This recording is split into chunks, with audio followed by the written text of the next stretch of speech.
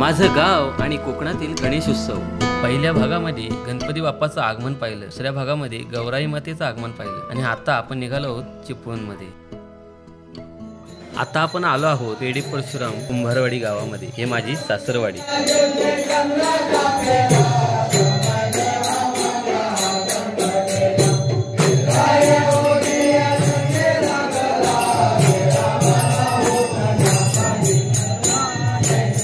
आपण या गावातील चालीरीती परंपरा पाहणार आहोत।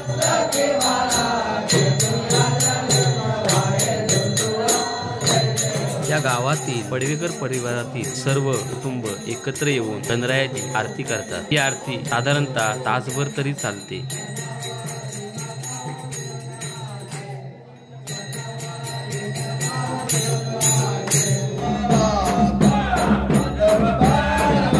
ही परंपरा आहे ती देवाला हाक मारण्याची, विनवणी करण्याची। वर्षानुवर्ष ही परंपरा सुरू आहे। कामानिमित्त जे या कुटुंबातील सदस्य बाहेर राहतात ते गौरी गणपतीच्या सणामध्ये खास या सणाला एकत्र येतात, गावी येतात आणि हा सण उत्साहात निर्विघ्नपणे पार पाडतात।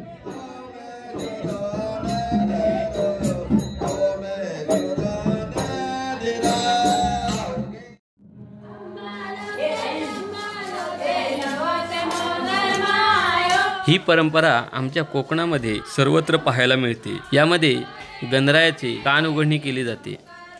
ही परंपरा तुमच्या सुद्धा गावात असेल तर कमेंट करून नक्की कळवा।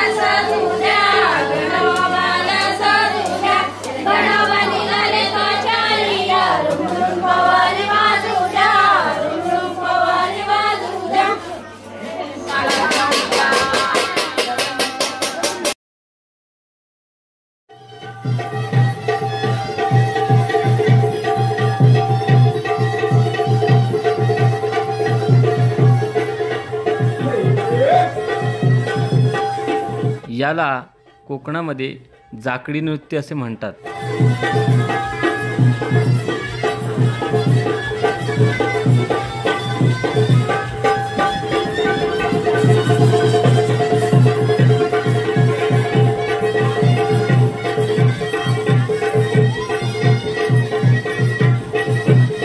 या मुलांसाठी एक लाईक तर नक्कीच झाली पाहिजे आणि कमेंट सुद्धा करा।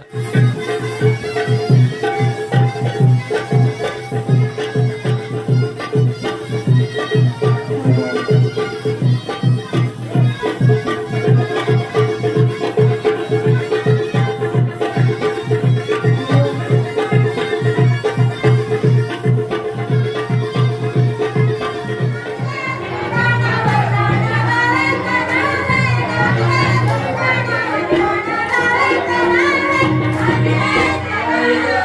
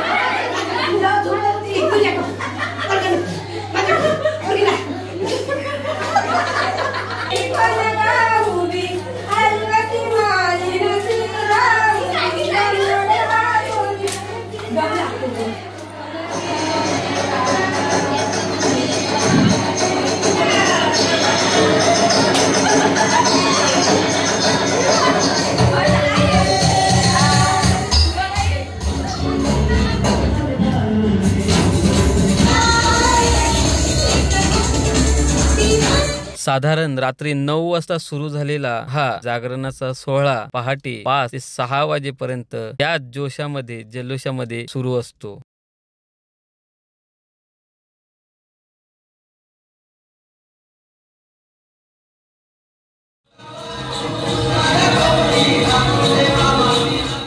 अशा पद्धतीने आम्ही गौरी गणपतीचा जागरणाचा शेवटचा दिवस संपवून आम्ही पुन्हा आमच्या गावी म्हणजे सावर्ड्याला आलो.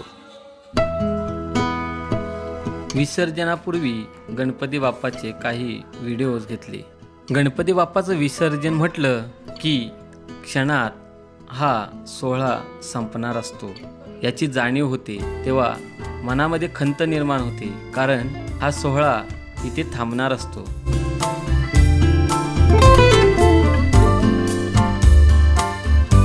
ही विसर्जनाच्या दिवशी दुपारी केलेली आरती.